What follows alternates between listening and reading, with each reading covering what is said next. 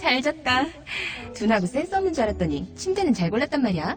여보, 어제 온 소파도 너무 편하던데 소파는 어디 거야? 당연히 쇼앤이지. 편안함을 파는 사람들 쇼엔 소파도 출시했구나. 그럼 이제 침대도 소파도 당연히 쇼앤이지. 편안한 건 다 파는 거네. 역시 쇼앤이지. 세계 최초 신개념 어린이 매트와 친환경 소파도 곧 출시됩니다. 검색창에 쇼앤이지 또는 문재인 대통령마저 잃을 수 없습니다. 언론 권력의 끝없는 왜곡과 조작의 숨은 7가지 비밀. 제대로 알아야 끝까지 지킨다. 조기숙 정치학 박사의 팩트로 파헤친 보고서. 왕따의 정치학. 위즈덤 하우스 미디어 그룹. 다시 날씬해지고 싶어. 다이어트 해야 하는데 좀 간단한 방법 없을까? 1522-6648 1522-6648 혹은 비타샵을 검색해주세요. 엄마, 가글 했는데 입에서 뭐가 나왔어. 그거 올리덴탈 체크가글이라 그런겨. 지금 쓰고 있는 가글 사용 후 확인해 보셨나요? 무색소, 무알콜, 무계면 활성제의 올리덴탈 체크가글은 튀겨나온 입안의 이물질을 눈으로 확인할 수 있습니다. 딴지마켓에서 판매 중입니다.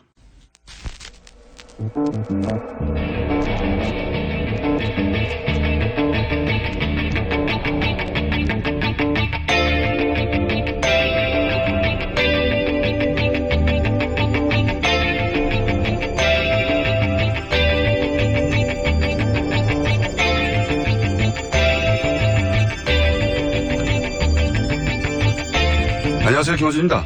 지난주 아일랜드에서는 인도 문바이 태생 이민자의 아들 버라드 커가 인도인 이세로는 최초로 총리가 됐습니다. 38, 역대 최연소 총리면서 게이입니다. 세르비아에서는 지난주 차기 총리로 브루나 비치가 지명됐고 레즈비언입니다. 스페인 여성 국방장관 차콘 임신한 채 군사야를 한 게 벌써 10년 전이고 이제 나토회에서는 여성 국방장관만 3명씩 모입니다. 그 나라들은 소수자 인권이 원래 높았다. 아닙니다. 아일랜드인 아무에게나 물어보세요. 천주교가 사실상 국교의 나라에서 게이 총리를 몇 년 전까지 상상이나 했냐고. 세르비아는 국민 85%가 동방 정교회입니다. 스페인은 마초이즘으로 유명하죠. 세상에 원래 그런 건 아무것도 없습니다. 기존 질서를 유지하려는 힘을 변화하고자 하는 힘이 넘어서면 그때 사회는 한 발자국씩 진화하게 되는 거죠. 문재인 정부가 오랜 세월 이 땅을 지배해왔던 주류의 기준으로는 기존 질서를 거역하는 소수자 정부라는 걸 새삼 깨닫는 요즘입니다. 원래 그런 건 아무것도 없다는 걸 내일 되새기는 정부가 되길 기대합니다. 김원준 생각이었습니다.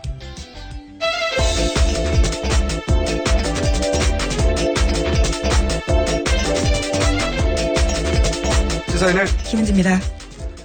자, 오늘도 뉴스를 달려볼까요? 한 주의 마무리입니다. 네, 문재인 대통령이 어제는 로이터 통신과 인터뷰를 했습니다. 한미가 합의한 사드 배치 일정의 구체적인 내용을 처음 공개했습니다. 문재인 대통령은 당선 이후 보고받은 바에 의하면 원래 금년 하반기까지 사드 발사대 1기를 야전 배치하고 나머지 5기는 내년에 배치하기로 스케줄이 합의됐다라고 밝혔습니다. 그 뒤에 말도 있지 않습니까? 예, 그러나 어떤 전제에서인지 알 수 없지만 탄핵 국면에 들어서고 난 이후에 이러한 절차들이 서둘러졌다라고 말했습니다. 그게 대통령발 단독이에요. 네, 그렇죠. 로이터 통신에게 단독 뉴스를 준 겁니다. 이게 굉장히 중요한 메시지인 것이 한미 동맹의 가장 중요한 매개체가 된다고 오랫동안 지난 정부에서 얘기해왔던 이 사드 배치 관련해서 대통령조차 어떻게 된 건지 모른다는 거죠. 예, 말이 안 되는 거죠. 가장 중요한 무기체계라고 하는데 대통령이 군 통수권자가 어떤 연유인지 알 수 없는 상황에서 원래 스케줄이 바뀌었다. 왜 바뀌었는지도 어떻게 바뀌었는지도 누가 바꿨는지도 어떤 절차를 거쳐서 바뀌었는지 모른다. 조사하겠다는 얘기죠. 예. 저는 엄중 처벌해야 되는 사안이라고 봅니다. 아무런 기록도 남기지 않았다는 얘기고요. 예. 그래놓고 뭐 한미 동맹이 중요하다는 얘기 백날 하면 무슨 소용입니까? 대통령도 모르는 사안인데. 자, 그런 단독이 하나 나왔고요. 다음 뉴스는요? 네, 또 연이어서 어제 로이터 통신과 인터뷰에서 눈길을 끄는 부분이 있습니다. 중국의 역할론도 강조했습니다. 문재인 대통령은 중국의 도움 없이는 대북 제재가 성과를 거둘 수 없다면서 북핵 프로그램 통제에서 중국이 더 큰 역할을 해야 한다고 기대한다고 밝혔습니다. 또 다음 달 열리는 G20 정상회의 때 시진핑 중국 국가주석을 만나서 사드 배치 이후에 중국이 치안 보복 조치를 철회하도록 요청하겠다고 말했습니다. 최근 중국에서 어젠가요? 그저께인가요? 네. 최근 이제 한미 간 오간 보도 내용 관련해서 환영 메시지가 나오게 됐죠. 유화적인 제스처를 좀 취하겠다는, 우리가 좀 취할 테니 당신들 좀 취해라, 뭐 이런 얘기겠죠. 네, 어제, 요즘 외신과 계속 인터뷰 중이네요. 예. 네, 한미 정상회담 앞두고 외신을 연차 인터뷰하고 있는 중입니다. 문재인 대통령이요. 다음 뉴스는요? 어제 강경화 외교부 장관은 렉스 틸러슨 미 국무장관과 처음 통화했습니다. 틸러슨 장관은 사드 부지 환경영향평가 등 국내법적 절차에 대해서 한국 내 민주적 절차를 존중한다라고 밝혔습니다. 강 장관이 사드 배치 결정 과정에 대한 문재인 정부의 재검토 작업을 설명하고 이해를 구하는 데서 나온 대답이었습니다. 이게 이제 문재인 특보가 한국이 이 절차를 밟아야 한다고 했더니 그 자리에 있던 마이클 그린 계속 며칠째 나오고 있습니다. 네, 그러니 빨리 해야 된다. 특례 만들어서 신속하게 해야 된다. 이런 걸 토대로 뭐 한미 동맹이 위태롭다는 호들갑을 떨었잖아요. 네. 그런데 이제 국무장관이 존중한다고 이 국무장관이 한미 동맹을 깨고 있는 거죠. 그 호들갑을 떨던 시각에서 보자면 말이 안 되는 거였는데 제가 3일째 이 얘기를 하지 않을 수가 없네요. 이 마이클 그린이 소속된 싱크탱크 소속된 사람들 발로 우리 워싱턴 주재 기자들이 인터뷰해서 멘트를 굉장히 많이 땁니다. 근데 CSIS 같은 경우는 이제 가장 유명한 곳인데 여기 가장 큰 돈줄이 일본의 사사가와 재단이에요. 우리나라에서는 안 유명한데 이 싱크탱크 사이에서 굉장히 유명하죠. 돈 많이 되는 걸로. 이 사사가와 재단은 사사가와라는 정치인이 극우 파시스트예요. 예, 자기가 실제 그렇게 얘기했어요. 내가 세계에서 제일 돈 많은 파시스트라고. 네. 예, 무솔리니 추종하고. 예. 거기서 돈을 댑니다. 이 싱크탱크가. 싱크탱크가 무슨 고고한 학술단체가 아니에요. 이제 지적 용병이라고 할까요? 예. 지적 용병이 된 지 오래입니다. 괜히 워싱턴 이런 싱크탱크가 친일본 성향을 띈 게 아니고 그리고 이 싱크탱크 워싱턴 정가에 또 영향을 일정 정도 준단 말이죠. 그래서 괜히 방금 전에 나왔던 이 틸러슨이 일본 방문해서 일본이 미국에게 가장 중요한 동맹이다 말을 한 게 아니죠. 그러면서 곁가지로 한국은 그 파트너 중에 하나란 말. 괜히 나온 말이 아니에요. 예. 우리나라에서 우리 보수가 우리끼리 그냥 우리나라에 앉아서 한미동맹 가장 중요하다. 이런 말 하고 있는 건 좀 웃긴 얘기입니다, 사실. 그 현장에서는 이런 포럼에서는 혹은 싱크탱크는 일본의 영향력 아래에 들어간 지 오래됐어요. 예. 사사가와 재단 한번 찾아보세요. 그런 일본 영향력에 바이러스 걸린 사람들 멘트를 따서 문재인 정부가 한미동맹을 위태롭다라고 하는 거는 웃긴 이야기입니다. 왜냐하면 이런 포럼에 가면 한국 관련 나오면 일본 시각이 고스란히 그 주류 시각처럼 전해져. 그 일본 시각 예를 들어서 한국은 미국보다 중국에 더 가까워지고 있고 최근에. 그래서 미국이 덜 중요하고 이런 얘기가 나옵니다. 다음에 자세히 한번 다루죠. 예. 다음 순요. 네, 한미가 연합군사훈련을 중단하면 북한도 핵과 미사일 실험을 중단할 수 있다고 계영춘 인도 주재 북한 대사가 밝혔습니다. 인도. 예. 개 대사는 리수용 외무상 측근으로 알려진 인사입니다. 또 한미 정상회담을 일주일 앞둔 시점에 나온 발언이어서 주목됩니다. 이게 이제 문정인 특보 발언, 미국 발언, 북한 발언이 한 궤를 이루고 있어요. 그러니까 한미, 북미 채널이 돌아가고 있다는 뜻이고 문재인 특보 발언은 사실은 이렇게 지나고 보면 아무런 문제가 없는 발언이었어요. 예. 아무런 문제가 없는. 그래서 박지원 국민의당 전 대표가 시기와 내용도 문제가 없다라는 식의 이야기를 했었죠. 이런 뉴스를 보고 종합한 거죠. 네. 그러니까 그 호들갑은 무시했거나 의도적이었거나 둘 중에 하나입니다. 다음 순요. 문재인 대통령은 올해 하반기 공무원과 공공기관의 블라인드 채용제 실시 의지 밝혔습니다. 특별한 경우가 아니면 이력서에 학벌이나 출신지, 신체 조건 같은 차별적 요소를 기재하지 않도록 하겠다고 밝혔습니다. 이거 원래 10년 전부터 그렇게 하기로 돼 있었는데 그동안 안 한 거죠. 거꾸로 우리 보수가 그렇게 따르고 싶어하는 미국에서 사진, 신체 정보 요구하면 소송당해요. 심지어 우리 이력서에는 부모, 직업, 예. 학력까지 쓰라고 되어 있는 경우가 소송당할 많습니다. 내용들입니다. 네, 표준이 돼 있죠.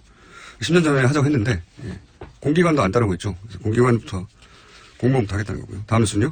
여야 간의 국회 정상화 논의했습니다. 하지만 합의점 찾지 못했습니다. 추경 정부조직법 심사가 밀리게 됐습니다. 다만 인사청문회는 열리게 되는데요. 어제 더불어민주당 우원식 원내대표가 이와 같은 소식을 전하다가 눈물을 흘렸습니다. 우 원내대표는 자유한국당이 정권교체를 인정하지 못하고 있다. 대선 불복이다. 국민의당도 섭섭하다. 이렇게 밝혔습니다. 이 이야기는 저희가 3부에서 우원식 원내대표를 직접 연결해서 어떤 의미인지 들어보겠습니다. 자, 오늘 게스트가 많거든요. 다음 뉴스는요. 네, 정유라 씨나 최순실 씨 소유로 된 독일 재산이 없다고 TV조선이 보도했습니다. 현금화해서 모두 썼거나 다른 사람 명의로 바꿨다라는 건데요. 검찰은 정 씨가 소진한 돈이 삼성에서 받은 돈 등 불법으로 세탁한 돈일 가능성이 높다고 판단하고 있습니다. 그렇기 때문에 찾기 어렵다라는 고충도 토로하고 있습니다. 이게 저는 영장 기각이 계속해서 대단히 아쉬운 것이 그리고 문제가 있다고 생각하는 것이 예를 들어서 비싼 말과 함께 계속 이동했거든요. 엄청 돈이 나갔겠죠. 예, 그러면서도 몰래 그 주택을 구해서 숨어 다녔잖아요. 예, 돈도 계속 쓰고 그리고 변호사비는요. 현지에서 그 기간이면 억대로 썼을 거예요. 1억 2억 수준이 아니라. 네, 실제로 10억 이상 썼다라고 추산된다고 합니다. 그리고 현재 정유라 씨 명의로 된 재산이 아무것도 없고 그랬다는 얘기는 돈을 현금으로 다 바꿨거나 다른 사람 명의로 바꿨거나 이런 거잖아요. 눈앞에서 재산 은닉을 하고 있는데 그래서 사실은 정유라 씨를 구속해서 수사할 충분한 시급한 사안들이 있는데, 이건 페이퍼상의 정말 논리라고 봅니다. 재청구 해야 된다고 보는데, 과연 재청구해서 될지 모르겠어요. 지금 같은 상황에서는. 구속에 이유가 있다고 저는 개인적으로 생각하는데. 자, 다음 뉴스는요? 정유라 씨가 해외 도피 중에 지인들한테 쓴 편지 내용 또 나왔습니다. 이번에는 최순실 씨 비서 안모 씨에게 쓴 편지 내용입니다. 법률 용어를 동원해서 변론 대책까지 지시했는데요. 특검이 편파 수사를 한다는 주장을 해야 한다. 특검 목적은 박근혜 대통령 탄핵임을 밝혀서 수사가 무죄 추정 원칙을 벗어난 것이라고 해야 한다. 라는 내용 등이 쓰여 있다고 합니다. 그러니까 어리숙한 연기 했는데 아니었어요. 예, 지금 대응하는 걸로 봐도 그렇고, 다시 한번 구속수사의 필요성이 있다. 저는 생각합니다. 자, 다음 뉴스는요?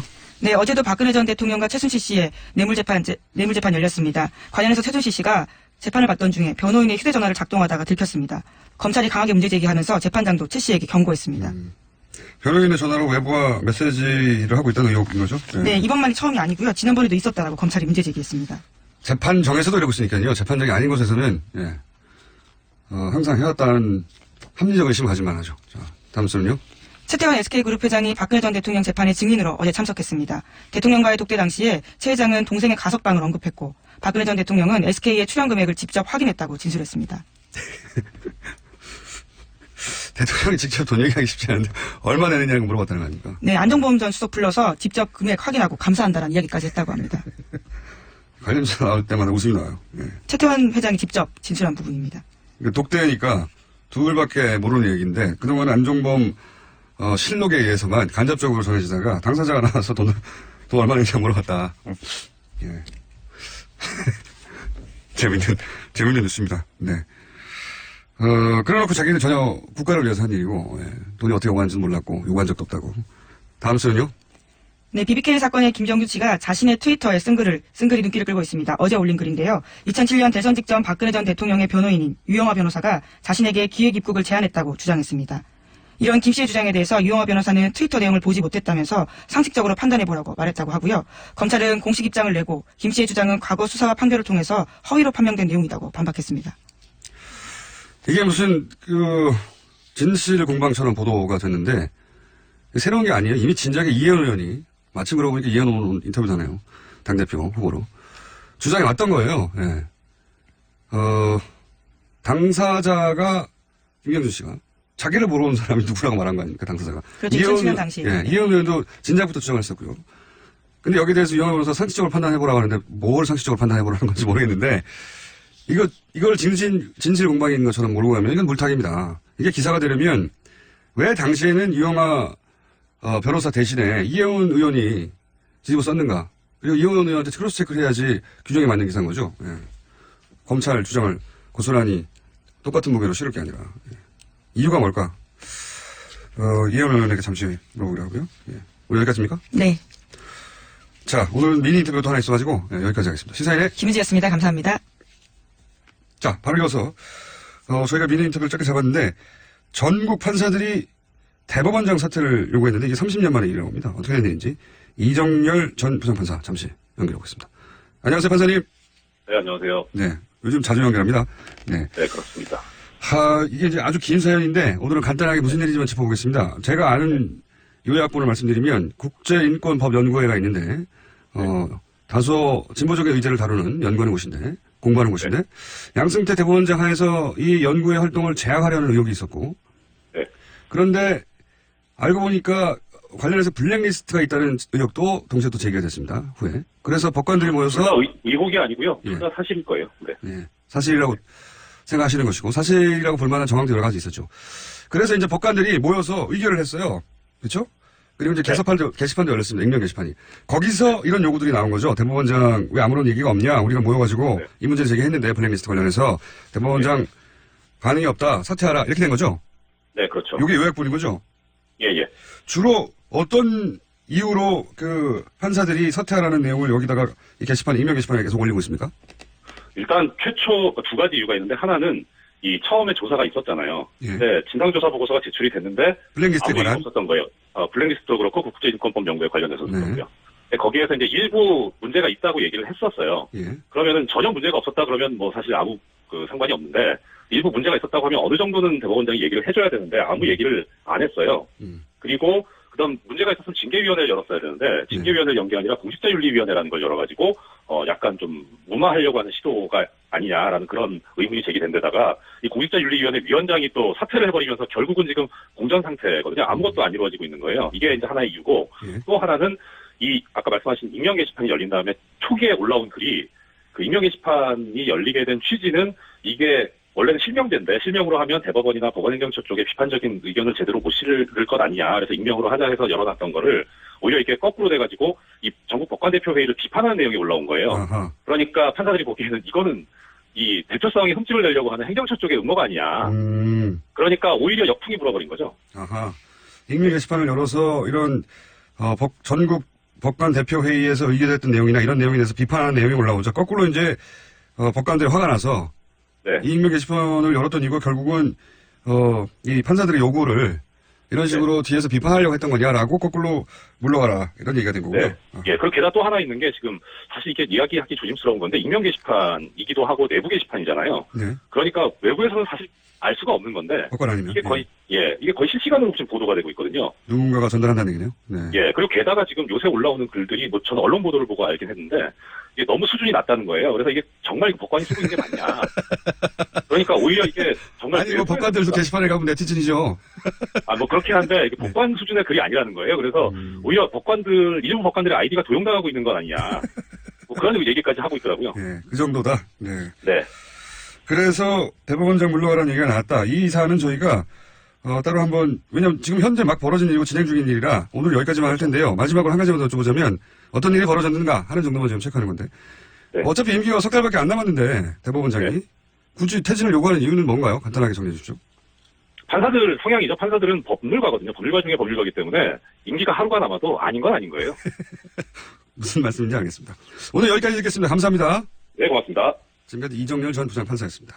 골반 잡자 바로 잡자 바디로직 허리 통증 바로 잡자 바디로직 몸매 교정 바로 잡자 바디로직 자세가 좋아지는 골반 교정 타이즈 바디로직 검색창에 골반 교정 바디로직 삐딱한 남성 골반 허리에도 역시 바디로직입니다. 바디로직의 효과를 못 느끼셨다면 100% 환불해드립니다. 자세한 환불 조건은 홈페이지를 참조하세요. 아무도 묻지도 따지지도 않고 가입하셨다고요? 보험은 너무 어려워요. 걱정 마십시오. 마이보험 체크가 도와드립니다. 1800-7917 마이보험 체크로 지금 전화주세요. 1800-7917 이미 가입한 보험이나 신규 보험도 가장 좋은 조건을 체크해서 찾아드립니다. 인터넷 한글 주소 마이보험.com 또는 카카오톡에서 아이디 검색 마이보험을 친구 추가하여 상담하실 수 있습니다. 모닝똥? 제겐 사치였죠. 내가 토끼인지 토끼똥이 나인지 내가 변을 본 것인지 변을 당한 것인지 나는 바나나이고 싶다. 간혹 구렁이이고도 싶다. 미궁 대장사랑! 빅똥의 추억 미궁 대장사랑이 찾아드립니다. 혈중 콜레스테롤 개선과 배변 활동에 도움을 주는 건강기능식품입니다. 검색창에 미궁 대장사랑. 미궁 장사랑 이름 바꿨어요. 프로바이오틱스 12종 추가. 미궁 대장사랑.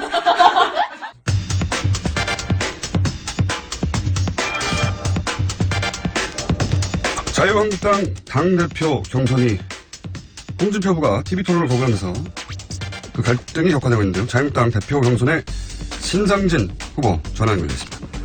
안녕하세요, 의원님. 네, 고맙습니다. 안녕하세요. 네. 우선 간단한 출마의 변부터 왜 본인이 당대표가 되어야 하는지 말씀 주십시오. 예, 저희 지금 자유한국당이 지난 탄핵 사태 또 대선 참패 겪으면서 아주 지금 괴멸의 위기까지 지금 와 있습니다. 그래서 국민들로부터 이게 등을 돌렸고 국민들께서 그리고 이것이 이제 쓰러지는 우리 한국당을 좀 건전한 보수로 이기 위해 정말 리모델링하고 다시 세워야 되겠다는 그런 그 취지에서 제가 출마를 했습니다. 그동안 우리 보수 우리 한국당이 과거 지도부의 인물로는 우리 시대 변화에 또 민심에 따라서 당을 바로 세우기가 힘들다 이런 판단에서 제가 감히 나섰습니다. 예, 그리고 저는 성남시 중원구 지역구인데요. 저희 지역구에 아주 서민들이 많이 사시는 동네인데 저같이 이제 그런 동네에서 4선까지 하고 또 우리 당이 어려울 때 그냥 책임 없이 가만히 있는 것보다는 이 국민의 눈높이에 맞는 정치를 우리 자유한국당이 제대로 수용하고 제대로 맞춰서 잘 좀 우리 보수의 정말 이 건전화 이렇게 바로 세우고자 제가 이렇게 출마하게 됐습니다. 알겠습니다. 사선이시긴 한데 이제 대선 후보였던 홍준표 전 지사나 당 지도부를 영입했던 원유철 의원에 비해서 이제 상대적으로 지명도가 낮은 건 사실인데요. 먼저 네. 지명도가 훨씬 높은 홍준표 후보는 왜 대표가 되면 안 되는 겁니까? 그분은 어떻게 보면 지난 2011년도에도 당대표를 하다가, 네. 7개월 만에 이제 하차를 했습니다. 당시에 그 디도스 사건 처리 네네. 과정에 이제 당 지도부 또 최고위원들하고 뜻이 안 맞아서 최고위원들이 물러나면서 당 지도부가 이제 와해가 됐죠. 네.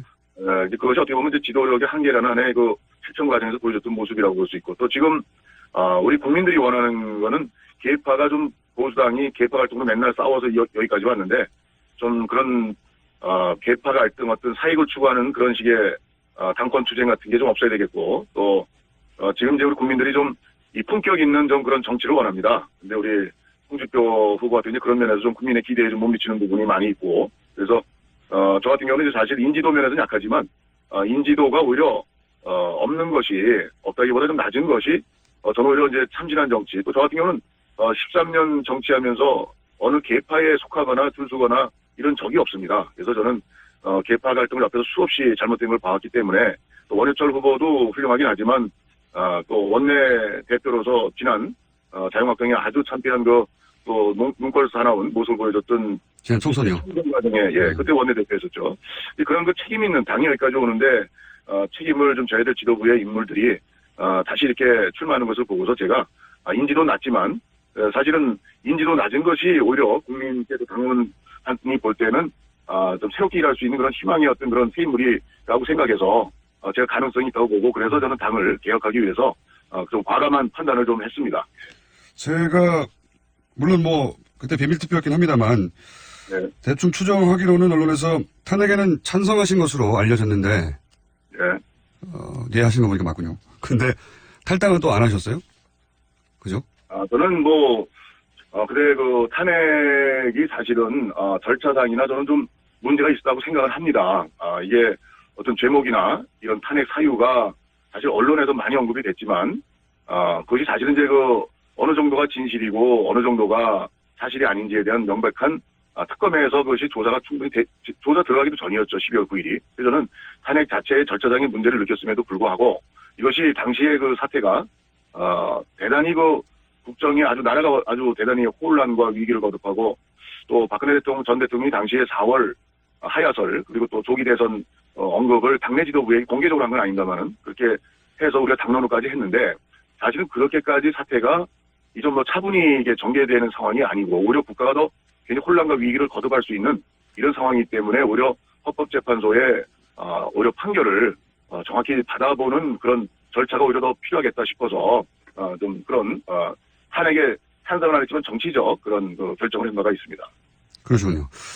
탈당 문제는 그런 거였습니다. 이게 당 안에서 쭉 저 같은 경우는 어떻게 보면 친박도 전혀 아니고 뭐 권력 주변에 뭐 가본 적도 없고 어떻게 보면 의정활동 또 국회직 활동 지역구 활동을 열심히 했던 의원인데, 근데 그 당이 어쨌든 공천받고 국회의원을 하고 있고 어쨌든 공동 연대 책임이 있는 입장에서, 근데 탈당한다는 거는 뭔가 집에 불이 났는데 불 끌 생각 안 하고 또 책임지는 그런 자세에서 좀 나가서 어떤 해결하는, 당시에 또 반기문 또 유엔 전 사무총장의 대선 후보로 했던 옹립 뭐 이런 문제들이 정치적 계산이 깔려 있어가지고 그게 탈당한 그런 계산적 탈당에 대해서 저는 좀 찬성을 안 했고, 무너져도 같이 책임지고 좀 뭐 당시 이제 새누리당에 그대로 몸을 담고 잘못된 거 있으면 최대한 고쳐야 되는 그런 방향을 가지고 탈당을 당시 안 했습니다. 탈당이 전부라고 생각하지 않았습니다. 알겠습니다.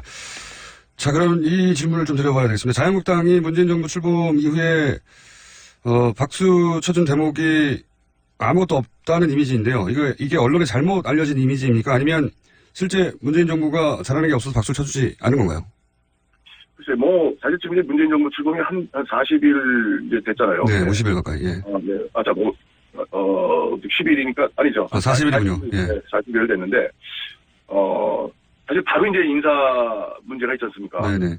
어떻게 보면, 박수를 치고 싶어도 칠 틈이 없었던 것 같아요. 알겠습니다. 바로 이제 총리 임명 문제서부터 해서, 그 인사 문제가 이제 또 이슈가 되고, 이게 참 어떻게 보면, 과거에는 새 정권 들어서면 서로 그냥 대선 때 싸우고 온갖 걸 했어도 그래도 몇 달은 조금 가는데, 이렇게 이제 새 정부가 일단 어쨌든 선출이 됐으면, 일할 수 있는 좀 그런 힘을 얻어야 될 거 아니에요? 잘못됐든 잘했든. 근데 좀 굉장히 이제 첫 인사부터 이렇게 보이니까, 저로서도 야당이지만, 대단히 좀 안타깝고, 또 저는 한편, 저도 옛날에, 청년 때 야학교사, 노동운동, 학생운동, 감옥도 가고, 다 겪었습니다만은, 어떻게 주변에 그렇게 사람이 없나? 적폐청산하고 박근혜 MB 정부의 그 역대 또 인사 문제에 대해서 그렇게 이제 아주 보수 정권의 아주 썩은 부분이다, 부패다 이렇게까지 또 당시 야당에서 민주당에서 공격을 했는데 민주당도 이렇게 사람이 없는가 그렇다면 이건 어떻게 보면 당대당의 문제를 넘어서 우리 대한민국이 정말 이 공직자 또 위에 높은 뭐 소위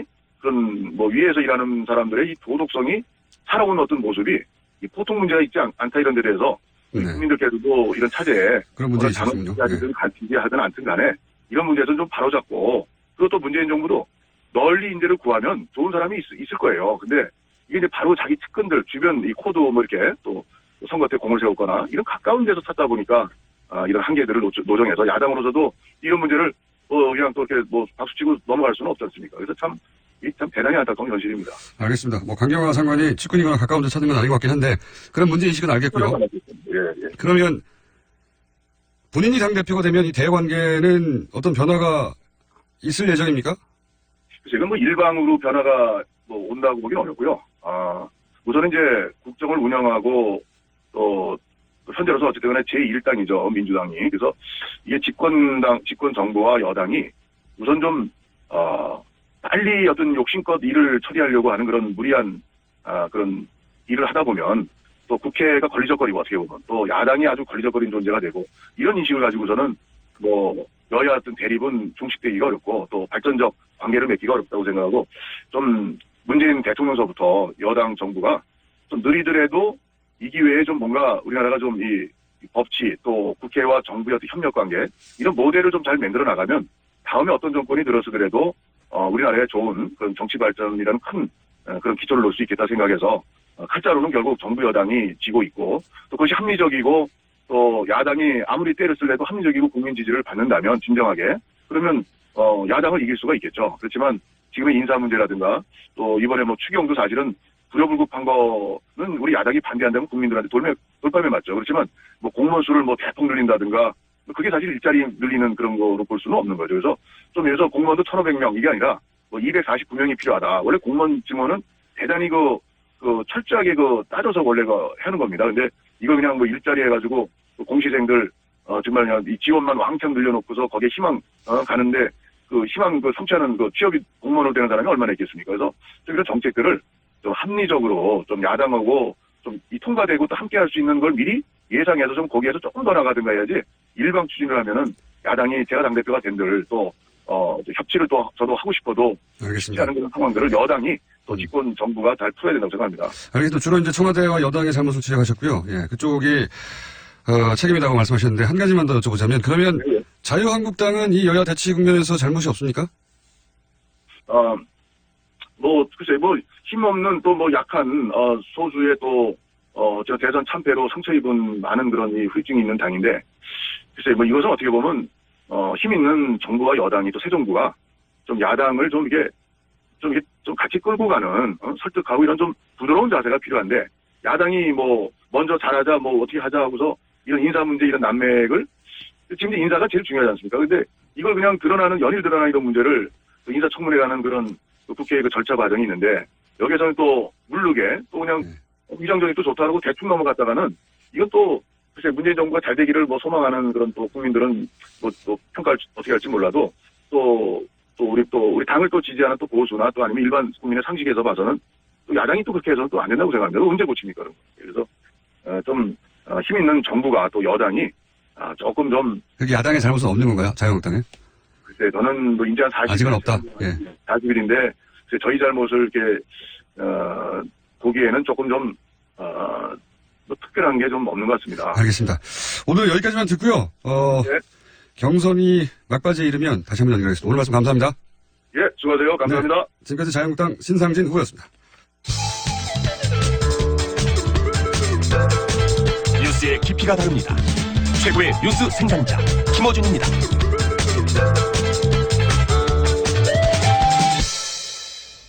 자, 바른정당도 새 당대표가 이제 월요일에 결정됩니다. 이현 의원 전화 연결했습니다. 안녕하십니까? 네, 안녕하세요. 네, 당대표 경선 때문에 고정번호도 출연을 못하시는 역차별을 갖고 계신데. 아유, 감사합니다. 그래도 이렇게 연결해 주셔서 고는 아니더라도. 네. 다른 질문 전에 오늘 갑자기 어제 뉴스가 나와서 유영아 변호사 얘기가 나왔어요. 김명준 씨. 그래요? BBK. 예. BBK 김명준 씨가 딴데 하느라고 그 뉴스는 못 봤는데 무슨 네. 일인가요? 본인을 만나러 온 사람 기획 입국을 제안한 사람은 유영아 변호사다라고 얘기를 했거든요. 김경준 씨가 그렇게 얘기를 했대요? 네네. 이현 의원님 오래전부터 오셨네요? 네. 오래전부터 내가 아니고 유영아 변호사라고 주장하셨었습니까? 근데 드디어 이제 진실이 밝혀졌네요. 네. 당사자가 그런 말을 했죠, 처음으로. 그동안은 이현 의원님의 일방적인 주장.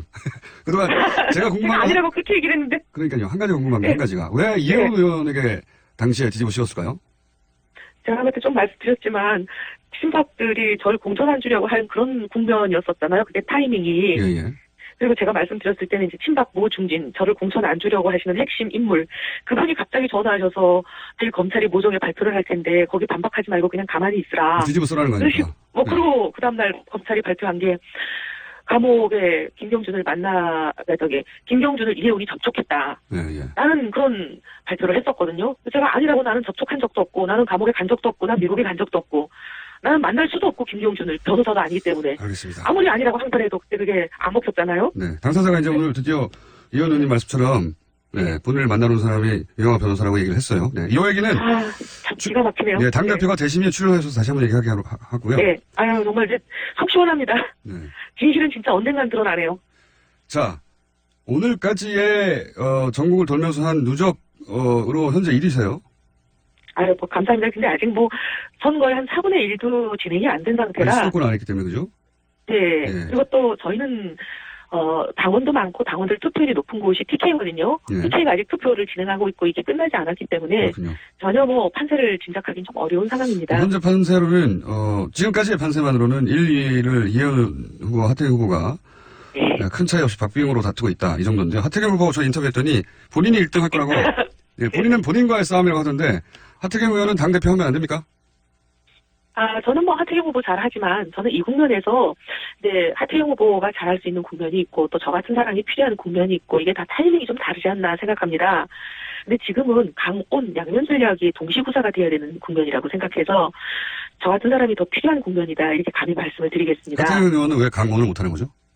하태경 의원님은 좀 강한 면이 많으시죠. 강강으로 나갈 가능성이 큽니까? 예. 근데 이제 밖으로는 대여 강경투쟁을 해야 되잖아요. 선명하게. 아무래도 야당이다 보니까 그런 면도 있고 그다음에 또 보수 안에서도 경쟁이 있잖아요. 진짜 보수, 가짜 보수, 주도권 경쟁이 있으니까 강력한 리더십이 필요하긴 한데 동시에 저희가 좀 작은 정당이다 보니까 여기서 한 분이라도 놓치면 또 흐트러질까 봐 다들 걱정이 많으세요. 근데 이렇게 똘똘 뭉쳐서 하나로 가려면 화합이 필요하잖아요. 또 화합은 어머니 리더십 포용하고 끌어안고 이렇게 다독이고 하는 이런 것도 필요하거든요. 그래서 저는 감히 강원 동시구사가 되는 거는 제가 아니냐 이렇게 그냥 당원들께 말씀드리고 있습니다. 하태경 의원님 훌륭하죠. 정운천 의원은 그러면요? 뭐가 문제입니까? 당대표 하는데. 문제가 있는 건 아니고요. 문제가 없으면 정운천 대표 다 훌륭한데, 다 훌륭하죠. 정운천 의원님, 김영우 의원님 다 훌륭하죠. 근데 이 국면에서는 제가 그분들보다 좀 필요한 국면이다. 그냥 그렇게 말씀드리는 거죠. 김영우 후보는 저희와 인터뷰를 거절하셨어. 네 분 중에 유일하게. 인터뷰를 못했는데. 거절하셨어요? 네. 유일하게 거절하셨어요. 몇 가지 질문인데, 김영우 후보 말씀하셨어요. 네. 김영우 후보가 이혜원 의원님 뉴스공장 출연을 토론회 때 지적하셨다고요? 왜 거기 나가냐고 막 공격을 하셔가지고 제가 좀 당황했어요. 그래서 아니 왜 나가면 안 되냐 그랬더니 문정인 특보 발언 이런 부분을 얘기를 하면서 진행자의 생각에 동의하냐. 그래서 아니 진행자하고 생각이 같을 수도 있고 다를 수도 있고 어떻게 뭐 모든 생각이 다 똑같은 그런 진행자 프로만 골라서 나가냐. 진행자하고 생각이 다르다고 그 프로 나가면 안 되냐. 제가 그렇게 말씀드렸어요. 네. 당대표 토론에서 뉴스공장이 거론이 됐습니다. 참. 네. 재밌어가지고 여쭤봤어요. 핫하다는 거죠. 그리고 그만큼 우리 진행자께서 완전히 국민 아이콘이시잖아요. 오늘 여론조사가 있다가 너무 오늘 여론조사가 있죠? 오늘 아니요. 저희 내일 모레인가? 내일 모레인가? 여론조사가 내일 모레일 겁니다. 아마. 네, 책임당원과 일반당원 그러고 나서는 일반인들을 상대로 여론조사인 거죠? 네, 맞습니다. 그게 30%입니다. 일반인을 상대로 여론조사 굉장히 중요하네요. 그게 굉장히 중요합니다. 왜냐하면 당원은 7만 명이 다 투표를 물론 안 한다 그러더라도 그래도 한 몇만 명이 투표하시잖아요. 그 몇만 명이 투표한 게 70%가 되는 거거든요. 근데 일반인 여론조사는 주로 여론조사 회사들이 1000명 하잖아요. 1000명의 값이 30%가 되는 거니까 한 명 한 명의 가치가 굉장히 크죠. 그렇군요. 네. 어제 민주당 우원식 원내대표가 자유한국당이 해도 너무한다 이런 성토를 한 건 아시죠? 예. 들었어요. 근데 아니 왜 우원식 원내대표님은 저는 자유한국당이 해도 해도 너무한다는 데는 동의하거든요. 거기는 동의하는데. 어떻게 거긴 동의해요. 어떻게 반대 말고 할 줄 아는 게 없냐. 저도 그런 생각이 들긴 들어요. 그래서 성토를 하는 것까지는 저는 이해를 하는데 조금 너무 나가셨어요. 추경을 반대하는 건 대선 불복이다 하시는 거는 조금 너무 하신 것 같아요. 자유한국당의 태도에 대해서 대선 불복이라고 하신 것 같긴 한데 이 대목은 저희가 잠시 후에 또 우원식 원내대표 인터뷰가 있으니까 그 진위는 여쭤보기로 하고요. 여하간 제가 궁금한 것은 자유한국당이 해도 너무한다고 하는 그 대목에 대해서는 동의하십니까? 동의하죠. 자유한국당이 추경을 심사조차 안 하겠다. 이거는 누가 들어도 너무하고요. 저는 이건 내로남불 좀 그만했으면 좋겠어요. 이건 전형적인 내로남불이거든요. 왜냐하면 이거 조금 길게 설명드려도 되나요? 3번밖에 안 남았으니까 알아서 쓰십시오. 네. 네. 추경을 아무 때나 못하게 아예 그냥 국가재정법에 못을 박아버리자. 전쟁이 나거나 자연재해가 나거나 막 이런 거 아니면 못한다. 이렇게 법을 바꾼 게 박근혜 당대표 시절이에요. 저희가 야당할 때. 그렇게 세게 주장하면서 절대로 추경 못하게 한다고 이렇게 난리를 해놓고 본인이 대통령 되셔가지고 4년 동안 3번 했어요. 거의 1년에 매년 했다는 뜻이잖아요. 근데 브렉시트 그때마다 추경 됐습니다. 브렉시트 추경. 네. 근데 문제는 그리고 총 40조나 추경을 했어요. 그 3번이 단 한 번도 소위 자기들이 바꾼 국가재정법 추경 요건에 맞은 적이 한 번도 없어요. 근데 그때 당시 야당이 지금 여당된 민주당 아닙니까? 민주당이 기하들이 그렇게 안 된다던 추경 요건에 하나도 안 뱉다고 얘기할 때마다 뭐라 그랬냐. 맞아 막 우기면서 했단 말이에요. 근데 이제 입장이 거꾸로 돼가지고 반대가 된 거 아닙니까? 근데 이번에는 똑같은 입으로 추경 요건이 안 맞다고 들어놓으면서 심사조사 안 하겠다 그러니 이건 전형적인 내로남불이에요. 다른 사람은 추경 요건이 안 맞다고 말할 수 있어도 그분들은 그 말할 수가 없어요. 알겠습니다. 자, 시간이 없기 때문에 한 가지만 여쭤볼게요. 자유한국당과의 당대당 통합 가능합니까? 가능하다면 어떤 조건이어야 합니까?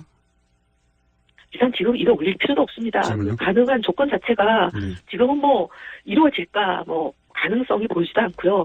자유한국당이 완전히 환골탈태를 해서 제대로 된 진짜 보수가 되지 않으면 불가능한데 지금 저러고 있는데 제대로 된 진짜 보수가 될 가능성이라는 게 지금은 얘기할 형편도 안 되기 때문에 지금으로서는 얘기할 타이밍이 아닌 것 같아요. 알겠습니다. 홍준표 지사가 유리한 게 아니냐 하는 게 이제 대체적인 전망인데 만약 홍 전 지사가 자유한국당의 대표가 물론 결론을 봐야 알겠지만 전망을 하는 거니까 일단 전망 상태에서 대표가 된다면 그리고 이혜원 의원님이 대표가 된다면 두 분의 상생상 이 당대당 통합은 사실상 굉장히 어렵다.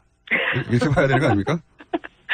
그렇게 얘기하는 분들이 계세요. 그렇게 얘기하는 분들이 계시는데 어쨌든 저는 자유한국당의 홍준표 지사가 되든 누가 되든 개혁이 무방하다 그렇게 생각합니다.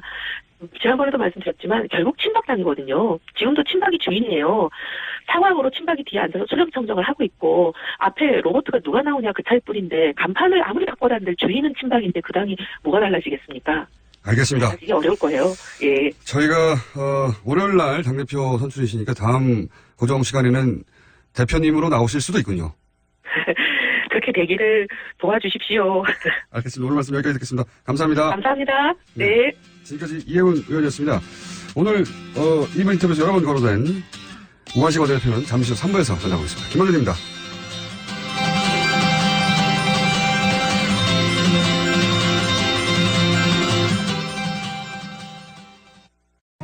소설가 황석영입니다.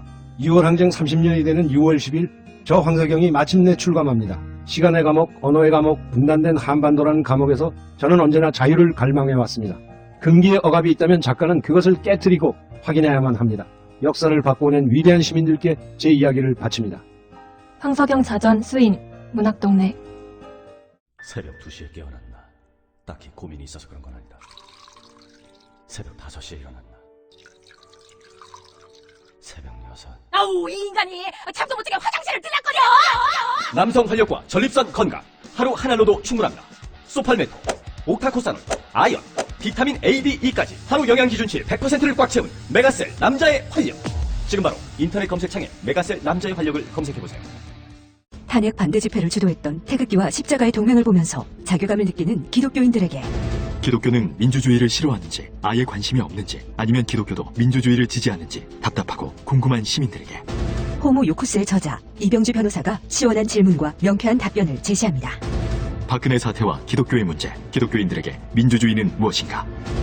도서출판 대장간. 인생을 보고 세상을 보라.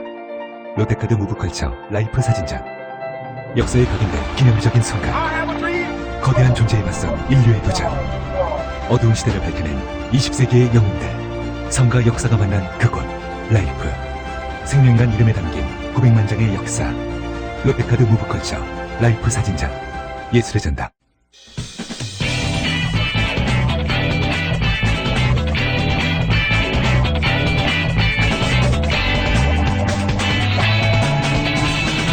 김어준의 뉴스 공장.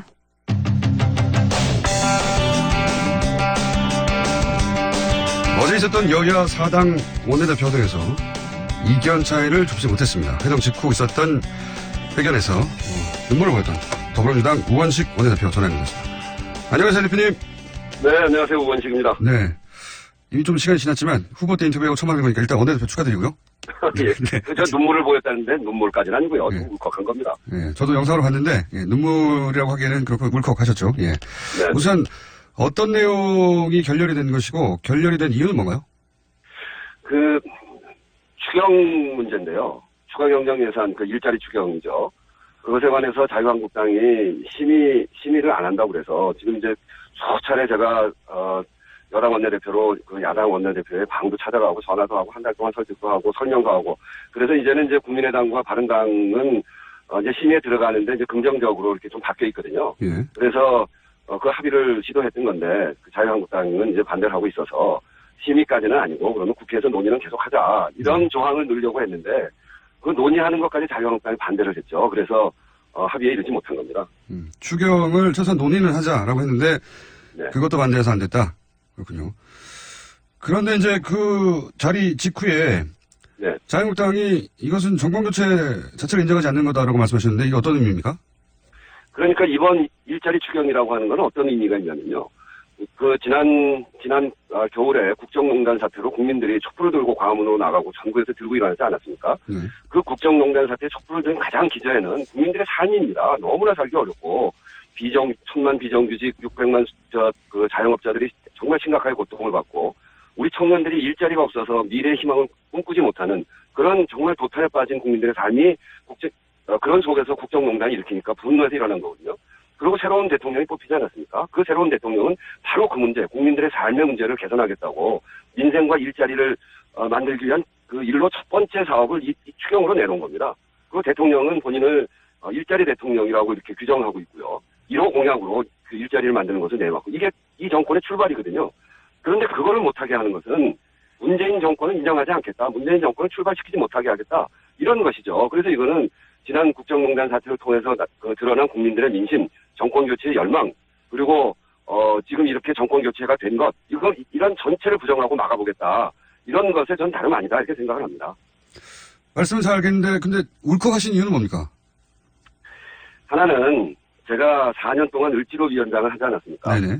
을지로위원장은 정말 그 고통받는 을들, 말씀드렸던 비정규직, 자영업, 또 실업, 이렇게 억울한 일 당한 사람들, 그분들을 찾아다니는 일이었는데, 그때 본 현장은 이게 정말 나라냐라고 할 만큼 이 국가가 제대로 역할을 못하고 아주 어려운 도탄에 빠져 있는 것이었습니다. 이 문제를 해결하는데 저는 그래서 바로 문재인 대통령께서 내놓은 일자리 추경이 매우 중요하고 그 시작이다 이렇게 생각하고 있는데 이거를 끝까지 막는 것도 너무나 안타까웠고 저희 그 여당 원내대표로서 정말 한 달이 넘는 기간 동안 그분들 찾아다니면서 입에 침이 마르도록 그 전화를 드렸고 그 문지방 그 야당 원내대표실 문지방이 닳도록 다니고 그리고 설득하고 또 때로는 저녁 때 술도 같이 한잔하면서 그 많은 얘기한 것을 결국은 거절당하니까 너무 화도 나고 그렇게 해서 어제 결국은 안 되니까 감정이 좀 이렇게 격해져서 그랬습니다. 설득하는 자세가 부족했다라고 야당은 말하는데 그게 아니라는 말씀입니까? 그거 더 어떻게 해야 되는지. 전에 여당이었던 분들은 저희 야당한테 그렇게 설득해 본 적 있습니까?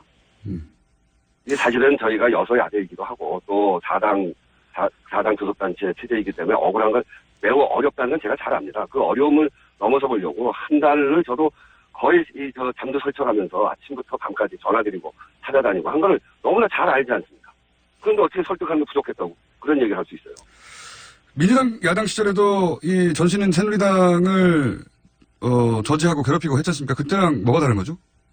이를테면 추경 같은 거 그거는 그 정권에서 꼭 해야 하고 어떤 면에서는 인생에 도움이 되는 것들이기도 하죠. 예산이라는 게 그런 면들이 다 있는 거니까. 박근혜 정권이 처음 들어서서 그 박근혜 정권 때 3번의 추경이 있었는데 저희들이 3번의 추경을 다 도왔습니다. 특히 첫 번째 추경은 그 정권의 성격과 다 있는 건데 제출한 지 5일 만에 상정해서 19일 만에 통과시켰습니다. 지금 우리가 내놓은 추경은 지금 추경 내놓은 지가 17일 됐고요. 정부 조직법 내놓은 지가 15일 됐습니다. 박근혜 정부 때 정부 조직법도 저희가 6일 만에 상정해서 토론했습니다. 완전히 다른 거 아닙니까? 저희는 안 되는 일은 안 된다. 필요한 일은 한다. 이렇게 하면서 했습니다. 그런데 지금은 자유한국당은 모든 것을 안 된다. 이렇게 하는 거기 때문에 그거는 완전히 다르죠. 자유한국당이 그러면 왜 그런다고 보시는 겁니까? 그러니까 이 정권 인정하기 싫은 거 아니겠습니까? 그 최근에 그 전당대회 과정에서 여러 사람들이 하는 말씀이나 또 자유한국당의 서울시당 위원장이라는 분이 막말하고 대통령에게 욕하고 이런 거를 보면 이 정권 인정하기 싫은 거죠. 정권 교체 받아들이기 어려운 겁니다. 그 중에서 수단을 갖고 있는 데가 국회군요. 국회는 아직 정권 교체가 안 돼 있습니다. 운영위원장도 자유한국당 원내대표가 운영위원장 하는데 운영위원장은 국회 협치의 상징이고 국회 운영 전반을 책임 있고 안정적으로 끌어가야 되기 때문에 여당의 원내대표가 하는 게 그동안 국회의 관례고 아주 지금까지 그렇게 운영이 됐습니다. 네. 그거 안 내놓겠다는 거 아닙니까? 국회 선진화법 때문에 자유한국당이 막을 수 있으면 막을 수 있게 되기 때문에 그거 가지고 딱 틀어지고 아무것도 안 하겠다. 그렇게 돼 있는 거죠. 그래서 국회는 아직 정권 교체가 안 돼 있는 것을 틈을 타서 이 정부 전체를 틀어 막아보겠다 하는 생각인 것 같아요. 그 이어서 국민의당에 대해서는 섭섭하다라고 말씀하셨는데 구체적으로 국민의당 어떤 부분에 대해서 섭섭함을 토로하신 겁니까? 국민의당은 최근에는 이제 추경에는 참여하겠다 이렇게 생각을 바꾸셨어요. 그건 매우 환영할 만한 일인데 사실은 어제 추경 논의를 계속한다. 이게 이제 이 합의를 성사시키느냐 못 시키느냐 하는 쟁점까지 올라왔습니다. 그런 논쟁이 있었고 국민의당도 이제 추경 심의에 참여하겠다고 하면 그런 걸 옆에서 좀 도와줘야 되는 거 아닙니까? 이 추경 논의를 왜 국회에서 못하냐? 이건 자유한국당이 좀 양보해라. 이렇게 좀 도와주면 좋을 텐데 그렇게 하지 않아서 내가 섭섭하다고 그랬는데요. 앞으로 또 국민의당, 바른정당과 같이 함께 해야 되기 때문에 이제 섭섭하다는 마음은 없애겠습니다. 국민의당 김동철 원내대표와는 오랜 시간 잘 알고 지내시던 사이 아닌가요? 네, 옛날에 한 25년 전쯤에 서울 노원구에서 바로 옆 지역에 서울시의원을 같이 나갔어요. 같은 당으로. 그때부터 이렇게 가족 간에도 잘 알고 오랫동안 서로 교류했던 사이죠. 그렇게 오랫동안 가까운 사이시면 물론 이제 사적 관계 넘어서는 정당의 원내대표니까 어쩔 수 없는 부분이 있긴 하지만 이렇게 막힐 때는 허심탄회하게 얘기해서 돌파구도 만들고 그러는 게 여의도인데 그런 시도는 안 해보셨습니까? 아니 여러 차례 했죠. 가서 찾아가서 이야기도 하고 제가 형님 이렇게 부르니까요. 그렇게 하고 이야기하는데 이제 어제는 그래서 제가 좀 섭섭했고요. 또 그렇게 해야죠. 네. 그런데 이제 인사 5대 원칙을 공약으로 내세웠던 거는 사실이고 또 그런 면에서 그 빌미를 여당이 먼저 제공한 게 아니냐. 네네. 이런 비판이 있지 않습니까? 그래서 이제 발목을 잡는다고 발목을 내준 게 아니냐 이거죠. 그래서 이제 대통령께서도 이 부분에 관해서 그렇게 이야기하셨죠. 준비 과정, 그러니까 인수위 등의 인선 검증 이런 준비 과정을 거칠 여유가 없었던 데서 비롯된 점이다. 그래서 이 점에 대해서는 야당 의원들과 국민들께 양해를 당부드린다. 이렇게 이야기를 하셨었거든요. 그리고 비서실장도 나와서 그런 이야기를 했고요. 그리고 최근에는 대통령의 인사 검증 시스템 개선을 지시해서 인사추천위원회를 가동을 최근에 시작을 했죠. 그래서 그런 것들을 봐가면서 야당에서 이런 노력에 대해서 좀 인정해 주셨으면 좋겠어요. 좀 부족한 점이 있는 거는 또 맞기도 하고요. 그래서 그 중간에 자진 사퇴하신 분도 생겨난 것도 맞는 이야기죠. 이 운영위원회를 이제 좀 전에 말씀하셨듯이 운영위원장을 자유한국당이 지고 있기 때문에 자유한국당이 운영위를 소집하기도 하고 말씀하셨다시피 그동안은 관례적으로 여당이 해야 하는데 만약에 자유한국당이 이 운영위원장을 내놓지 않으면 강제로 가져올 방법은 없는 거 아닙니까? 네, 강제로 가져올 방법은 없습니다. 그러면 계속해서 자유한국당이 운영위원장을 하는 겁니까? 앞으로 1년 더 남았거든요. 예. 1년 동안 운영위원장을 하는 건데 이 부분은 자유한국당에서도 좀 국민 여론도 생각하고 또 원만한 국회 운영을 위해서 그동안 국회가 그런 관례를 쌓아왔고 또 국회가 생긴 이래로 다 이 운영위원장은 집권 여당에서 한다는 건 너무나 잘 알고 계시기 때문에 이런 부분에 대해서는 조금 더 상식적으로 그렇게 생각해 주셨으면 좋겠어요. 정권 교체가 인정하지 않는다. 달라는 것도 아니고 거기에 상응하는 다른 위원회 이런 걸 또 저희들이 돌려드릴 생각이 있으니까요. 정권 교체가 인정하지 않는다는 것도 그런 이런 사안을 보고도 말씀하시는 거군요. 네. 네, 그렇습니다. 예, 정권 교체가 되면 늦어도 한두 달 이내에 운영위원장이 넘어갔었죠. 네. 그렇죠. 지금까지 한 번도 그러지 않았던 적이 없습니다. 단 2번 이제 정권이 바뀌어서 야당 원내대표가 한 적이 있는데요. 그거는 정권 바뀌고 잠깐 남은 기간 2달, 3달. 그렇죠. 그건 어차피 이제 끝나는 기간이니까 그 기간 동안 별로 할 일도 없고요. 그래서 그러고 넘어가서 이제 바뀌고 그랬는데 이번에 1년씩 남았기 때문에 사정이 완전히 다르거든요.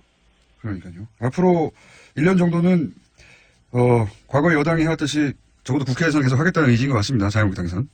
네, 그런 것 같습니다. 자, 남은 후보들, 예. 남은 인사청문회도 만만치 않을 것 같은데요. 네. 민주당의 이 남은 후보들에 대한 청문회 전략이 있습니까? 저희는 기본적으로 국민의 민심에 반하는 그런 후보가 있다면 그 여당이 그 부분에 대해서도 뭐 전혀 눈 감아줄 생각은 없습니다. 근데 이제 다만 그럴듯한 의혹을 잔뜩 늘어놓고 봐라 이래서 문제가 많은 사람이다. 그리고 사퇴시켜라 이런 주장에는 기본적으로 동의하지 않습니다. 이를테면 김상곤 후보자처럼 처음부터 낙마시킬 목적으로 사상이 이상하다든지 대학에서 표절이 아니라고 판정했는데도 무조건 표절이 맞다고 한다는 등 뭐 이런 점들에 있어서는 저희들은 뭐 분명하게 대응을 해나갈 것이고요. 청문 과정을 통해서 진실을 잘 살펴서 저희들도 판단해 나갈 생각입니다. 알겠습니다. 한 가지만 여쭤보겠습니다. 최근에 논란이 되고 있어서 안경환 전 내정자죠 이제는. 근데 이 판결문을 입수하는 과정에 대해서 논란이 많습니다. 네네. 이 해당 판결문 입수 과정에 대한 문제 제기가 여러 차례 있었는데 민주당이 이 문제를 앞으로 어떻게 다룰 예정이죠? 판결문이 두 가지 버전이 있습니다. 하나는 이게 이제 이 민사 재판의 경우에 개인의 아주 상당히 중요한 프라이버시 문제가 있지 않습니까?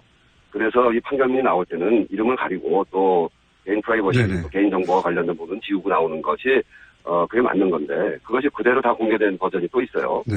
그래서 이 문제가 있다고 하는 것이고 그런 점들에 대해서 저희가 내부적으로는 여러 가지 형태로 지금 조사도 하고 있고 또 살펴보고 있다고 말씀드리겠습니다.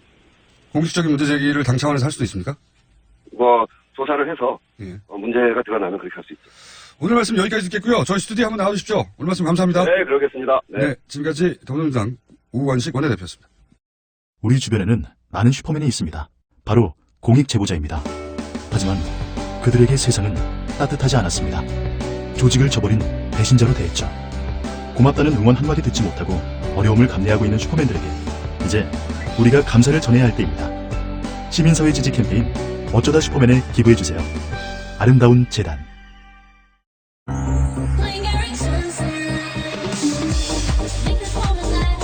저가지 발팩스 서튼의 신곡 링거링 선셋. DJ Korea Records. 안녕하세요. 이훈성입니다. 제가 사랑하는 피아니스트 김광민 씨가 6월 24일, 25일 LG 아트센터에서 단독 공연을 합니다. 따뜻한 체온을 담아 선사하는 특별한 무대에 여러분들을 초대합니다.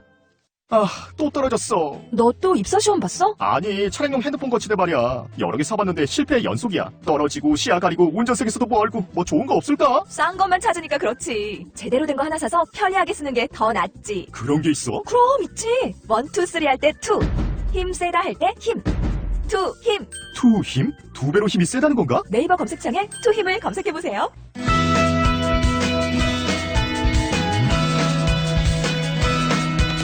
박근혜 정부 때 법외 노조가 된 전국 교원 노동조합. 네. 오늘로 광화문 천안농성 26일째입니다. 조창익 위원장님 스튜디오에 직접 모시고 사정 들어보겠습니다. 안녕하십니까? 네, 안녕하세요. 네. 반갑습니다. 저처럼 이렇게 수염이 나셨나요? 네, 다만 저하고 다르게 머리가 없으시네요.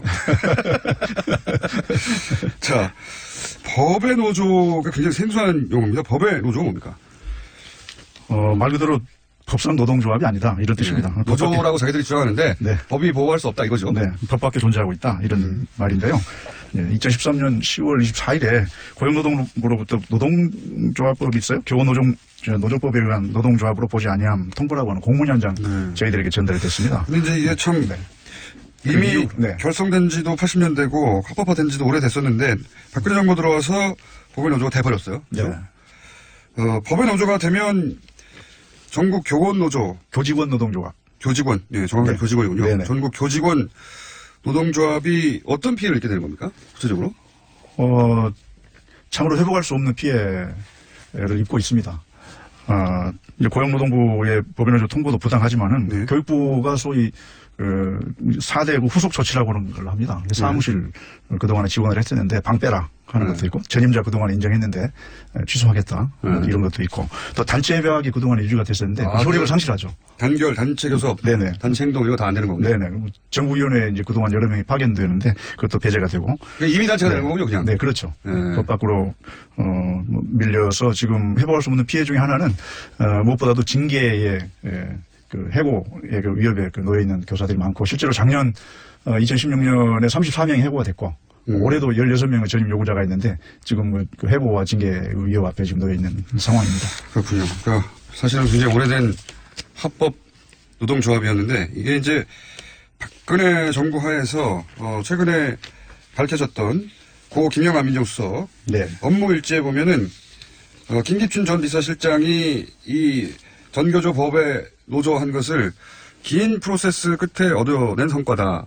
그러니까 이제 이 표현으로 빌어보자면 박근혜 정권 하에서 교원 노조를 법에 노조하기 위해서 오랫동안 노력해왔다는 거죠. 네. 그래서 결국은 성공했다. 네, 치밀한 공작 정치 결과로 법의 노조를 만들어냈다라고 하는 그런 표현입니다. 그러면 이렇게 교직원 노동조합이 법의 노조가 된 것에 대해서 국제사회의 반응은 어떻습니까? 국제사회는 지금 국제노동기구라고 유명한 게 있습니다. ILO 국제노동기구에서 아주 오랫동안 꾸준히 한국 정부에 대해서 법적 지위를 회복할 수 있도록 국제 기준에 맞도록 법을 개정할 수 있도록 정부에 촉구해 왔는데요. 지금까지 지금 되지 않고 있죠. ILO 이제 87호, 98호 비준을 하라라고 하는 그런 요구가 있었는데 지금까지도 하지 않고 있는데 대통령 공약으로 다행히 이번에 지금 연기가 되어 있습니다. 문재인 정부는 이 법의 노조를 합헌하는 것을 공약을 했습니까? 네, 공약으로 해놓고 있고 저희들은 반드시 그 비준을 해야 된다고 지금 주장을 하고 있고 그렇게 하리라 이렇게 기대를 하고 있습니다. 알겠습니다. 그런데 말이죠. 이제 여기서부터 지금 소송 중이지 않습니까? 네, 그렇죠. 법의 노조 통보를 취소하라고 소송 중인데 1심, 2심을 패소했어요. 네. 그래서 이 보수 진영에서는 이미 1심, 2심 법원이 그 통보가 적법하다고 했는데 전교조가 이런 요구를 하는 것은 이건 사법기관을 무시하는 거 아니냐 이렇게 주장하고 있고 형식 논리는 말이 됩니다. 1심, 2심 이미 합헌이라고 했는데 합법이라고 했는데 졌는데 여기에 대해서는 뭐라고 반론하시겠습니까? 네. 그것은 지금 저희들은 행정적으로 직권 취소를 할 수 있다 이렇게 주장을 하고 있습니다. 그 사법적 절차에 의한 문제 해소 방법도 있고 또 행정적 그 재량권 범위 안에서 전교조 법의 노조 문제를 해결할 수 있는 방법이 있는 것인데 어떻게 그렇습니까? 이건 그 예를 들면 고용노동부가 처분을 바란 행정청인데 자신이 한 그 처분이 행정적 오류에 의해서 위법 부당하다라고 하는 생각이 들 경우에 언제든지 그 처분을 취소할 수가 있습니다. 그것도 합법적인 절차입니까? 그렇습니다. 그것은 직권 취소라고 하는 법적 범위 안에 있는 것인데요. 위법한 경우뿐만이 아니라 부당한 경우에도 할 수 있고 또 직권 취소에는 특별한 법적 근거조차 필요로 하지 않습니다. 애당초 처분을 반할 권한에는 그 처분을 취소할 권한도 포함되어 있기 때문인데요. 말하자면 고용노동부 장관이 종래 전교조에 대한 법의 노조 이 통보 처분의 위법 또는 그 부당함을 이유로 해서 직권으로 취소할 수가 있고 이 경우에 법원이 전교조 법의 노조 통보 처분 취소 청구를 각하함으로써 소송을 종결할 수가 있다. 이렇게 저희들 주장합니다. 행정부 권한으로 할 수 있는 일이다? 예. 이것을 헌법재판소에서도 설시를 하고 있습니다. 아, 그래요? 네. 헌법재판소에서도? 이걸 되돌릴 방법은 이 통지를 했던 행정부에서 처리를 하면 된다? 네, 그렇게 지금. 그러면은 문재인 행정부 내에서 의지가 있으면 이루어질 수 있는 일이네요? 충분히 가능합니다. 예. 그러면은 그게 이제 이 현 문재인 정부의 우선순위가 여러 가지 일들이 지금 몰려와 있으니까요. 예, 다들 난립니다. 여러 가지 문제들을 해결해야 되니까 우선순위 문제이기도 할 것 같은데 이제 교직원 노조에서는 전국 교직원 노조에서는 당장 해야 된다. 빨리 해달라 이런 얘기인 거죠 한마디로. 그렇습니다. 예. 공약을 안 지킬 것 같지는 않은데 빨리 해달라 이거죠. 저희들은 지금 당장 급합니다. 그 이유는 다음 주 월요일에 이미 노조 전임자 요구를 했던 인천 지부의 그 지부장 선생님을 비롯해가지고 지금 중징계 요구가 있고 징계 의결 요구서가 날아오고 징계위원회 회부되고 있습니다. 그러니까 7월 1일자로 또 그 이후로도 계속 16명의 전임 요구자들이 지금 징계를 받게 돼 있거든요. 그렇기 때문에 작년 34명의 해고자에다가 또 올해 들어서 문재인 정부 들어서 해고자가 16명이 발생을 한다면 계속 피해는 발생하고 있다. 그러니까 급하다 우리는. 그렇죠. 지금 박근혜 정부와 문재인 정부의 차별성을 확인할 수 있는 유일한 기준은 바로 당장 지금 유일한 기준까지는 아니겠죠. 여러 가지 기준이 있는데 이것도 중요한 기준이다. 저희들이 볼 때는 지금 당장 법인노조 철회를 행하는 것이 좋겠다라고 하는 것이 문재인 정부의 바라는 점입니다. 알겠습니다. 여러 가지 해결할 사항의 적체 현상이 심각하군요. 이 중에서 전국 교직원 노동조합에 관한 민원을 제가 듣고 있습니다. 직접 방송에서. 자, 오신 김에 최근에 현안이 있어서 제가 한번 여쭤보겠습니다. 공약 중에 그 외고, 자사고를 일반고로 전환한다. 이게 있습니다. 네네. 여기에 대해서 이제 자사고에서는 반대하는 사람이 이미 나왔고요. 자사고 연합이라고 해야 될까요? 자사고 쪽에서는 당연하겠죠. 지금 현재 자사고를 유지하고 있는데 다시 없앤다고 하니까요. 네, 당연한데 이 전국 교직원 노동조합, 전교조에서는 입장이 뭡니까? 이 사안에 대해서는. 전문가시니까 제가 여쭤보는 겁니다. 네. 외고 자사고를 일반고로 전환하는 문제에 대해서는 저희들이 대환영입니다. 왜 그렇습니까? 문재인 정부의 그 특권과 차별이 없는 사회를 만들겠다라고 하는 국정 철학과 연결되어 있다라고 하는 생각이 있고요. 이런 점에서 1차적으로 환영을 하고, 지금 평등교육을 지향을 해야 되는 상황에 있습니다. 그러니까 부모는 자기 자녀만 생각을 하지만은 이 학부모는 전체 아이들의 성장을 고민을 해야 된다고 생각을 하고 있고, 그리고 문재인 정부의 공약대로 모든 아이들을 위한 교육을 생각을 해야 됩니다. 이를 교육 철학으로 삼으면은 전체 한국 교육의 발전을 위해서 바로 그와 같은 특권 학교에 대한 차별은 폐지는 바로 필요하다 이렇게 생각을 하고 있습니다. 근데 이제 자사고에 지금 혹은 외고에 다니는 학생들 그리고 그 학부모들은 어떻게 합니까? 지금 다니고 있는 학생들에 대한 피해는 없는 것이죠. 왜 없습니까? 차츰 단계를 밟아서 단계적으로 해 나갈 거기 로드맵을 때문에. 가지고 폐지해 갈 것이기 때문에 그렇습니다. 하긴 그렇습니다. 모든 조치들이 원전도 마찬가지였는데 당장 모든 원전을 다 없앤다는 게 아닌데 뉴스를 보면은 원전이 당장 없어지나 이 외고 자사고 문제도 마찬가지다. 이거는 현재 학생들한테 피해가 있는 게 아니다. 학부모들에게 단계적으로 할 것이고 기본적으로는 이 특권은 없어져야 된다. 뭐 이런 철학하에서 당연히 없어져야 된다고 생각하시는 거군요. 이 문제는 반대하는 분들도 있기 때문에 저희가 반대하는 학부모들 혹은 자사고 입장도 나중에 반론 보장 차원에서 들어보기로 하겠는데 지금 전교조 입장은 그렇습니다. 찬성이라고 하는. 성과급 문제는 어떻습니까? 교원 성과급. 그러니까 교사들도 기본적으로 경쟁 시스템 하에서 성과에 따라 보수를 받아야 한다 하는 문제의식에서 지난 정권에서 교원 성과급 제도를 도입했어요. 그죠? 예. 여기에 대한 입장 어떠십니까? 그래서 교육계에서 거의 유일하게 합의를 볼 수 있는 교육 적폐 중에 하나로 손꼽히고 있습니다. 그러니까 보수 진영이건 진보 진영이건 모두 다 교원 성과급 제도는 폐지해야 된다 이렇게 일치를 하고 있죠. 교육감 협의회에서도 전국에 있는 교육감들도 이 성과급 제도는 폐지해야 된다. 그게 마땅하다라고 주장을 하고 있습니다. 교총도 그렇게 주장하고 있죠. 교총도 그렇게 주장을 하고 있고, 교사를 또 아이들에 대한 열정, 학교에 대한 그 사랑, 교육을 이 경쟁과 성과로 세율화하는 이 제도는 참으로 오랜 적폐이고 이것을 폐지해야 된다고 하는 것은 교육의 오랜 수건이었습니다. 저희들은 10만 명 이상의 교사들의 서명을 받아서 이미 광화문 1번가에 그걸 전달을 했고 국정교육자문위원회에 전달을 해서 국정에 반영하도록 할 것입니다. 이 보수 진영에서 이제 전교조를 공격할 때 단순히 교사의 모임이 아니라 사실은 이념 집단이다 이렇게 공격하지 않습니까? 네, 이렇게 공격하고 학생들을 이제 극단적으로는 학생들을 빨갱이로 만들고 있다 이런 식의 공격을 오랫동안 해왔어요. 네, 특히나 지난 10년간은 그런 공격이 아주 심했고 그 끝에 이제 박근혜 정부에서 아예 노조가 아니다라고 만들어버린 거죠. 만들어버린 건데 여기 대해서 뭐라고 하시겠습니까? 네, 전교조가 태생적으로 군사 독재 정부 하에서 태어났기 때문에 전교조의 몸속에는 민주주의 DNA가 가득 차 있습니다. 그러니까 독재와 전횡을 일삼는 세력에게는 전교조는 눈에 가시였죠. 그리고 지금도 그것은 똑같은 연장선상에서 기득권을 유지하려고 하는 세력한테는 아마 참으로 좀 어려운 존재일 것입니다. 그래서 전교조가 사회 정의와 교육 민주화를 위해서 노력을 할 때 항상 탄압하는 편에 서서 전교조의 활동을 제어해 왔다, 탄압을 해왔다. 그때 사용된 레토릭이 그렇게 빨갱이였다. 저희들은 오직 아이들의 미래를 위해서 그리고 사회 민주화, 교육 민주화를 위해서 노력해온 그런 속에서 그런 그 탄압을 오히려 더 달게 생각을 하고 있습니다. 그것은 우리들의 자양분이다, 민주주의를 성숙하게 하는 그런 자양분으로 생각을 하고 더욱더 열심히 활동을 할 것입니다. 알겠습니다. 네. 오늘 나오신 이유는 한마디로 말해서 공약인데 빨리 해달라는 거네요? 네. 지금 교원노조법을 고쳐서 하겠다, 또 뭐 대법 판결을 뭐 지켜보겠다, 또 아이로 비준을 통해서 하겠다 이러한 문제도 있지만 실제로 고용노동부가 지금 직권 취소를 통해서 행정권의 재량 범위 안에서 해결할 수 있는 것이기 때문에 즉각적으로 법원노조 취소를 해달라라고 하는 것이 저희들의 핵심적 요구입니다. 알겠습니다. 오늘 말씀 여기까지 듣고요. 저희가 이런 자리를 한번 마련해 보겠습니다. 외고 자사고 폐지에 반대하는 분도 있거든요.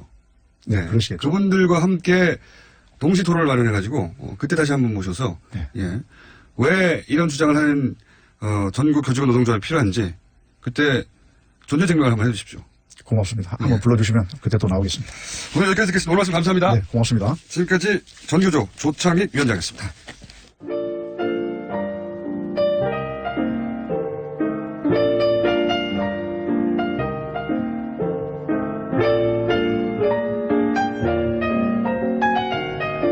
자, 방금 자사고 관련은 저희가 반론회도 만들겠습니다. 불친절한 AS. 스님입니다. 네. 고기 대신 냉면을 사드릴게요. 싫습니다. 냉면은. 고기를 사주십시오. 자, 보이는 라디오 후기. 공장장 티셔츠 겨드랑이에 구멍이 났어요. 그럴 수도 있는 거 아닙니까? 네. 뭐 어떻습니까? 구멍 났습니다. 네. 혹시 시스루라고. 너무 보인다고. 네. 그런 면은 없잖아 있습니다. 네. 아일랜드 더블린에서 실시간으로 듣는 중입니다. 오늘 기본적 생각에 아일랜드 총리 이야기 나와서 너무 반가워요. 네. 자, 오늘 저희가 이벤트 중이죠. 누가 더 멀리. 캐나다 동부 리치몬드 힐입니다. 현재 이곳 기온은 21도, 구름이 꼈습니다. 습도 74, 풍속 13km.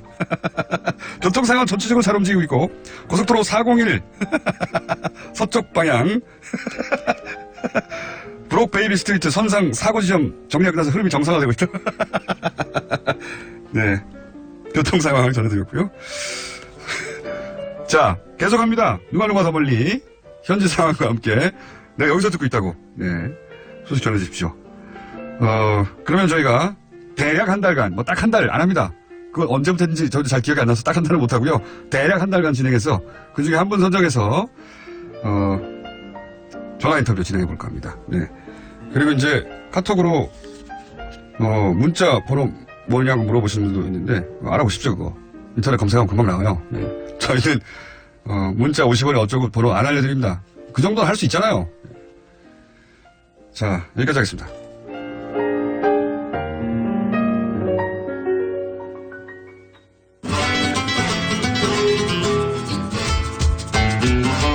오늘 게스트가 많아가지고 아주 숨가쁘게 달려왔습니다. 황묘익 마칼렘스트. 예. 굉장히 인기 코너인데 오늘 전화 연결이에요. 네. 점점 불성실해지고 있는 황교익 씨 전화 연결하고 있습니다. 안녕하십니까? 안녕하세요. 네. 점점 불성실해지고 있습니다. 이 때문에 지금 부산에 왔습니다. 그래서 부산에 지금 해운대, 바다 풍경 보면서 지금 하고 있습니다. 거기. 좋습니다. 예, 영화제 때문에 가신 거라고. 예, 부산 음식 영화제라는 이름으로. 예. 어제부터 1월까지, 22일부터 25일까지 하거든요. 그래서, 제가 또 운영위원장이라는 이름을 가지고 있어가지고, 개막식도 해야 되고, 기타 등등 해야 돼서 지금 내려와 있습니다. 지난주에 잠깐 말씀하셨는데, 이제 이거 먹으면서 영화 보는 거라면서요? 예, 저녁 나절에는 야외 상영관이 있거든요. 예. 이 부산의 영화의 전당이 놀기에 딱 좋은 그렇게 설계를 해놓더라고요. 그래서, 바깥에서, 테이블 이렇게 쭉 펼쳐놔놓고, 그 위에, 자신들이 좋아할 만한, 먹을 만한 음식들 가져와서 놓고, 맥주까지는 가능해요. 맥주까지 가능하면 뭐 안 되는 게 뭡니까? 소주는 안 돼요. 소주는, 좀 이렇게, 알코올, 예. 출사할 수 있으니까, 그 알코올 함량에 따라서 안 되고, 되고가 있습니까? 네. 와인은 되고, 예를 들어서. 소주가 조금 이렇게 사람을 욱하게 만드는 게 있잖아요. 그래서, 야구장에서도 사실 소주는 좀 금기잖아요. 그러니까, 그까지는. 소주만 안 되는 거예요? 아니면 알코올 함량에 따라 다른 거예요? 소주 이상은 안 된다는 거예요. 소주를 기준으로 해서. 자, 희한한 규정입니다. 음식과 술을 즐기면서 영화 보자. 예. 우리 영화관이 조금 많이 그런 것을 활용하는 게 만들어졌더라고요. 맥주 마실 수 있는 영화관도 있고요. 그래서 이제 맥주를 아예 팔죠. 그리고 음식이 바닥에 흘리거나 냄새가 강하지 않은 거, 이런 것들은 이제 영화관에서 조금씩 이렇게 허용하는 분위기더라고요. 알겠습니다. 그런 거 하는 게 즐겁죠. 영화하고 음식하고 주제면 영화 개막자가 뭡니까? 모던 타임즈를 개막작으로 했는데요. 찰리 채플린의 1936년 흑백 영화죠. 예. 그걸 개막작으로 했습니다. 모던 타임즈는 아마 많은 분들이 짧게 영상들은 많이들 네. 봤을 겁니다. 클립을 찰리 봤죠. 채플린 소개할 때, 예. 그죠. 꼭 나오는 장면, 그 기계 속에 그렇죠. 이렇게 말려 들어가서 이렇게 그런 장면은 봤는데 거기 먹는 장면이 많습니까? 거의 음식 영화죠. 그 그래요? 영화가. 네. 네. 그 산업사회의 노동자가, 자본이 정해주는 그 음식, 그 시간 안에서 음식을 먹이는, 그걸 비유하는 아주 기발한 그런 장면도 등장하고요. 노동자가 꿈꾸는 일종의 환상의 음식들, 젖소가 와서 금방 젖을 짜고, 포도, 오렌지 같은 것을 그 자리에서 따서 먹고, 두툼한 스테이크를 구워서 접시 위에 놓고 먹고 하는 이런 환상을 이렇게 그려 보여주기도 하고요. 맛있게 음식을 먹는 게 뭔가 하는 그 낡은, 학고방의 그 집에서 앉아서, 사랑하는 사람과 둘이서 먹는 음식이 아무리 그 가난하고 힘들어도, 음식이라는 것은 사랑하는 사람과 같이 먹으면 그게 행복할 수 있다는 이런 장면도 연출이 되고요. 찰리 채플린이 음식에 대해서 이렇게 집착하는 게 굉장히 강해요. 특히 이 모던 타임스는 현대 노동자에게 음식이란 무엇인가 하는 것을 이렇게 아주 재미나게 그리고 다양하게 이렇게 보여주고 있거든요. 그래서 음식 영화제의 개막작으로 딱 좋다 그렇게 생각을 알겠습니다. 합니다. 네. 관심 있으신 분들은 이제 부산에 갈 수도 있는데, 예. 자, 이 코너의 성격에 맞게 부산 가면 꼭 먹어야 하는 음식 3가지만 소개해 주시고, 그럼 시간이 끝날 것 같아요. 부산 와서 먹어야 되는 음식, 사실 부산이 먹을거리가 굉장히 많아요. 일단 회도 먹어야 될 것 같고요. 초밥도 부산이 일본 음식이 굉장히 강해요. 일본하고 가깝기 때문에 하겠지만, 초밥 중 이런 것도 굉장히 강합니다. 어묵도 있을 거고요. 부산역 앞에 영화의 거리 이런 데 가면 다양한 먹을거리들이 존재하거든요. 그 중에 딱 하나만 먹어봐라. 네. 부산의 상징 이런 것은, 흔히 물떡이라고 이야기를 하는데, 오뎅이라고 이야기하죠. 어묵 파는, 그 통 안에 보면, 가래떡을 길게 이렇게 꽂아서 넣어둔 게 있습니다. 그냥 가래떡은 그 국물 육수가 안 배이거든요. 그냥 이렇게 물에 그냥 담겨 있는 거라 뭐 그렇게 큰 차이가 없다고 보면 됩니다. 근데 그걸, 간장에 이렇게 찍어 먹어요. 그러니까 부산 사람들은 그걸 굉장히 맛있다고 여겨요. 그런데 외지 사람들은 그게 정말 맛없거든요. 그래서 이걸 왜 먹나 부산 사람들이. 왜 먹나 이해해보기 위해서 실험적으로 먹어봐라. 예. 그렇죠. 이렇게 맛있는 음식이 워낙 많으니까 부산에 맛없는 음식, 이 음식을 왜 먹지? 하는 걸. 부산에 맛없는 음식. 부산 사람은 즐겨 먹는데 부산에 외지인들은 맛없다고 하는 음식 1위. 네. 그래서 그 물떡이 입맛에 맞다 그러면 그게 네. 부산 사람들하고 이렇게 뭔가 교감이 일어나는 그런 지점이 만들어질 겁니다. 물떡. 예. 근데 저는 아직 적응을 못했거든요. 그러면 누구나 먹어도 맛있는 부산 음식 하나만 소개해 주세요. 누구나 먹어도 맛있는 음식이라는 게 굉장히 힘들기는 해요. 근데 이제 날씨가 좀 더워지면, 부산에서는 냉면 대신에 밀면이 있습니다. 밀면, 부산 밀면. 네. 그래서 그 밀면, 좀 국물이, 그러니까 일반의 냉면으로 생각하면 안 됩니다. 좀 강렬해요. 그리고 면도 이제 밀로 내린 면이라서 밀면인데, 이것도 조금 냉면, 외지에서 냉면 좀 먹었다 하시는 분들은 먹으면, 부산 사람들이 왜 이런 걸 먹지? 하고 있잖아요. 예. 이상하다. 이 방송을 부산에서 듣고 계시면, 한별 선생님 만나면 테러를 가해주십시오. 부산 음식에 대한 비하가 이어지고 돼지국밥 어떤 돼지국밥. 유명하게 돼지국밥 아닙니까? 돼지국밥 부산 사람들 굉장히 좋아하죠. 저도 조금 이따가 돼지국밥 먹으러 갈 것인데, 해장으로도 딱 좋고요. 근데, 이게 돼지 누린내가 강하게 나는 집도 있고요. 그냥 깔끔하게 하는. 잘 골라가야 된다. 예, 잘 골라가셔야 됩니다. 이게 누린내 나는 집에 가셔서 또, 부산 사람들 왜 이런 걸 먹지? 하고 그렇게 또 후회할 수도 있으니까. 우리 그 지역 음식이라는 게 그런 겁니다. 내 입에 꼭 맞는 이런 것보다는, 살고 있는 데에서는 먹지 않는 그런, 좀 특이한 음식들을 먹어보고, 그래야지 그 지역 식수를 할 수 있거든요. 시간 다 됐습니다. 그래요? 예. 여기까지 하겠습니다. 많이 놀러오세요. 감사합니다. 예. 황교익 선생님이었습니다. 오늘 이번 주 여기까지입니다. 김원준이었습니다. 다음 주에 뵙겠습니다. 안녕!